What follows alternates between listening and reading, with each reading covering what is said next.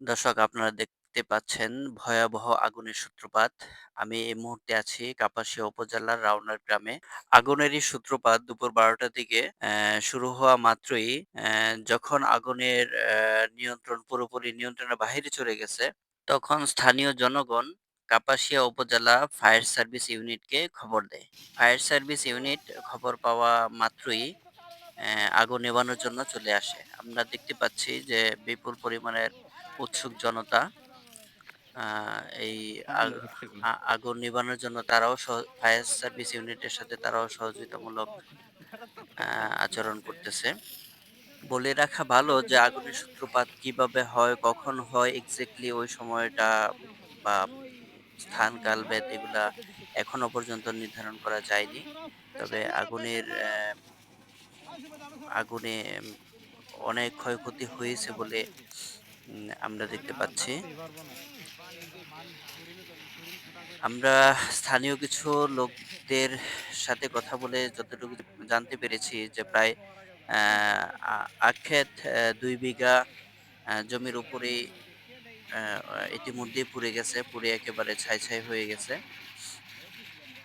মূলত এই সিজনটা চলতেছে আ আখ ভাঙানোর একটা সিজন চলতেছে। আখ ভাঙানোর পাশাপাশি ২ টি মেশিন দিয়ে অ্যা আখ ভাঙানোর কাজ গত ১ সপ্তাহ যাবৎ চলমান আছে।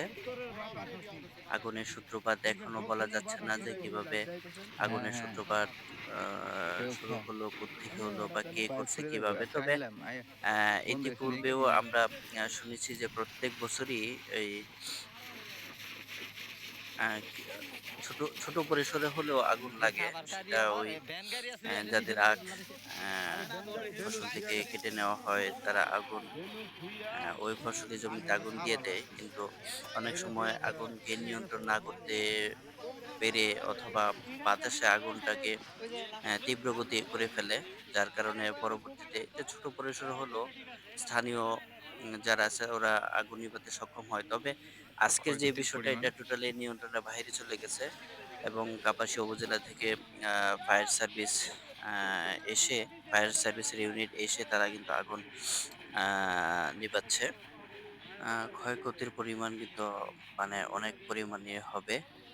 এটা আমরা জানতে পেরেছি।